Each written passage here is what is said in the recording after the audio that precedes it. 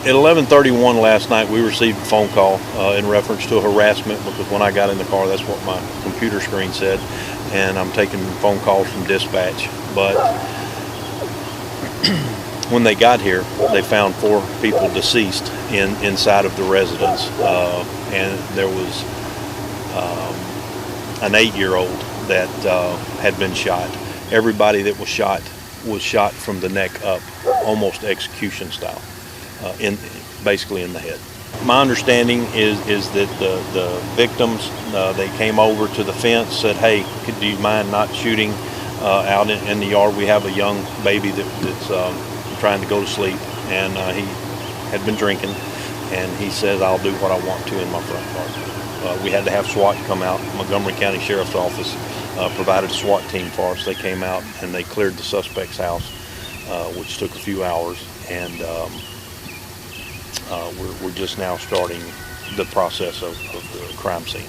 And how were you able to identify who the suspect is? I mean, you know who you're looking for, right? Yes, ma'am. We know him by name, date of birth. We've got his Mexican consulate card. Plus, there was a Ring doorbell on the victim's house that we actually captured him coming up to the front door with the weapon.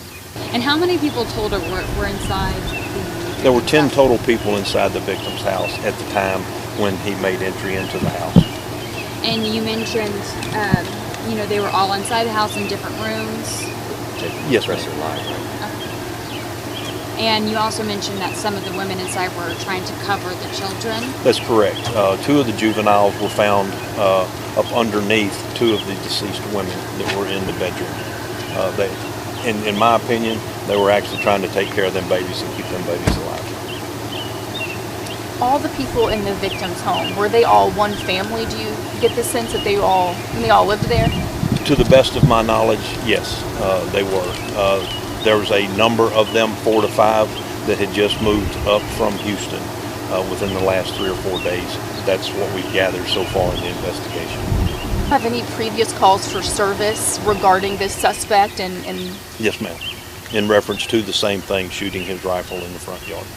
So this has been a concern for neighbors in the past? Yes, ma'am. I can't tell you how many times we've had a call out here, but we have researched a little bit of that, and we have found some prior history at these residences. And you mentioned he had a .223, an AR-15 style rifle. Did he have any other guns found inside the home as well? Yes, ma'am. How many, and do you know? There's at least 2 other rifles, 2 other weapons. I don't know exactly what they are. Sure. I know one's a rifle. We will have to process that scene.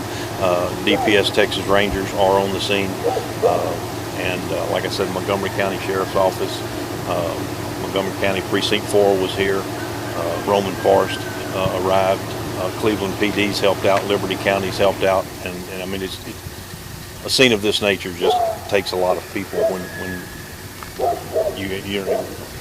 I'm in a small county, so therefore the resources, and we have to immediately put out for help.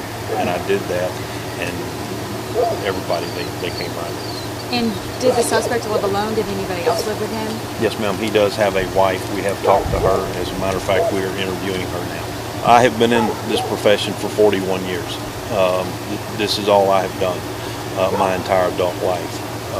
This is the first mass shooting scene that I have personally ever been on. It's horrific.